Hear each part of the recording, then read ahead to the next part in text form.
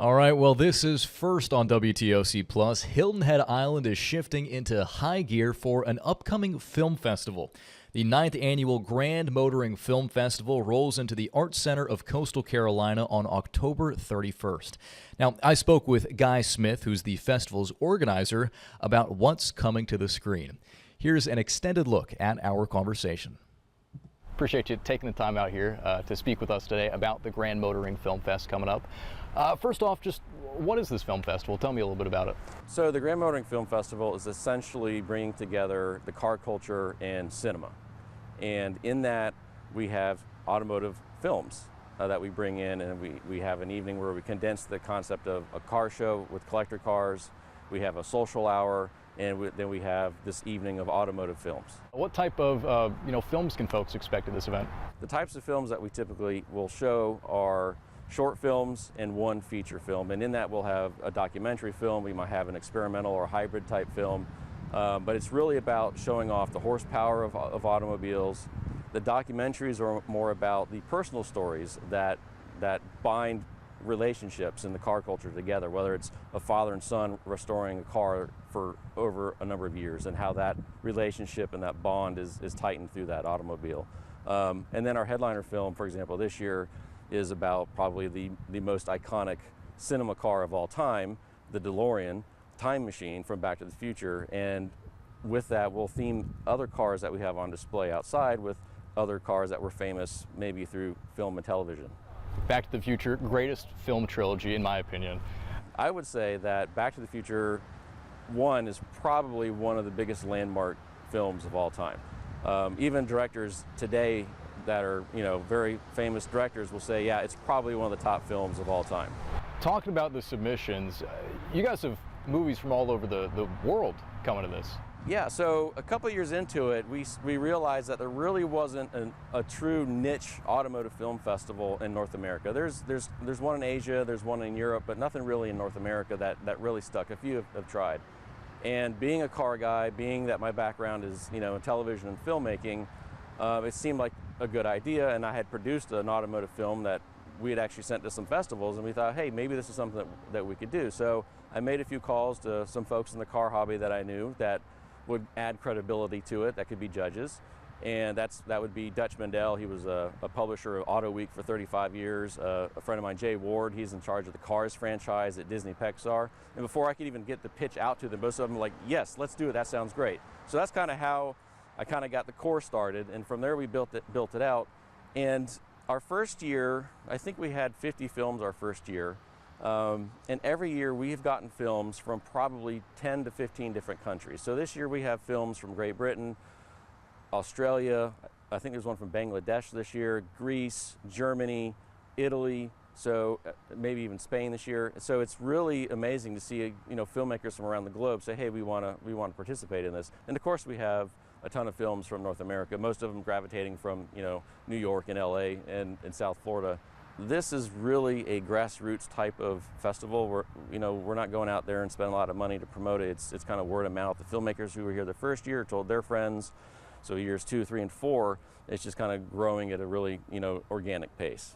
As a car guy and as a film guy, talk to me a little bit about where these two, seemingly very different industries kind of intersect and meet and can combine for an event like this. Yeah, that's a great question. I love talking about the origins of the automobile and the origins of filmmaking, because a lot of people may not realize is the late 1800s and early 1900s, both of these things really came to market. So you had early silent films coming out at the same time that cars were starting to come on the scene and replace horse and buggy. So as you go into the early 19-teens, you would have filmmakers like Charlie Chaplin and Fatty Arbuckle who would shoot movies and use these new cars in these films. So you had cars that would do these gags or they'd crash them and Charlie Chaplin would jump off it and it would break into 100 pieces. And with Fatty Arbuckle, he shot a film with the backdrop as the Santa Monica races, and at the end of the film, the heroine ends up with the actual race winner of the race. And so it was this combination, and this is before there was sound. These are silent films. And then they both have kind of grown and evolved over the years together to the point where you get to something like Herbie the Love Bug. Herbie wasn't just a car that was a prop, he was actually a character. He was one of the main characters in the film. And that kind of changes the dynamic of, of film and cars and cinema coming together. And then I think the sweet spot was probably the 70s, when you had the Cannonball Run races going from New York to LA. Well, there was Death Race 2000 that was produced in the 70s, and then the Cannonball Run, and you had Smokey and the Bandit. And then on television, you had programming in the early 80s like Knight Rider. You had the A-Team, who had their van and Faces Corvette. You had Magnum PI in the Ferrari. You had Miami Vice in their Ferrari. So, like, cars and cinema just seem to be going together really well. And aside from the cars being kind of popularized in that, the other aspect of cars in cinema is that you can use a car to help tell a story, whether it's literally a vehicle to move the story along. Maybe it's a character who's isolated and they're upset and they're driving on this deserted highway. So the filmmaker can use shot selection and put the character in different scenarios in a car. Or sometimes, like Velma and Louise, they go off the cliff. But probably the most famous example, and one that I'm kind of excited to talk about, is the DeLorean Back to the Future. Here you had this quasi-failed car company. They decide to put in the script that the time machine is a stainless steel DeLorean, and it becomes this iconic vehicle, not just for car hobby people, but for cinema. It's a time machine. Guy, for any folks who want to come out and be part of the evening, what can they expect?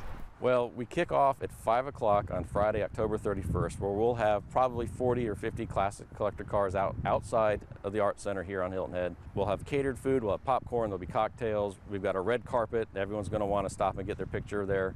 And then we move everyone into the theater, where we'll show a handful of short films, which are super exciting, kind of get everyone pumped up and excited. We'll do our awards program, where we'll award, I think we have 9 categories in 42 nominated films from across the U.S. and around the country. And we'll do our awards program, and then right after that, we roll right into our headliner film, which is the documentary about the time machine DeLorean that is in Back to the Future. The tie-in with our event is that we kick off the Hilton Head Island Concours d'Elegance, which is Saturday and Sunday, November 1 and 2. And so that's been a great relationship over the years. And now that we're on Friday night, it puts us right in the tee-up position for the weekend. So we're super excited about that. And the film festival will also have the world premiere of a short film called Return of the Champ. It stars IndyCar driver Will Power and is all about the psychological toll that drivers face in their careers. Now, the Grand Motoring Film Fest takes place October 31st at the Art Center of Coastal Carolina on Hilton Head Island. It's from 5 to 9:30 p.m. You can get tickets online, and we do have a link to where you can get those tickets in our web story at WTOC.com.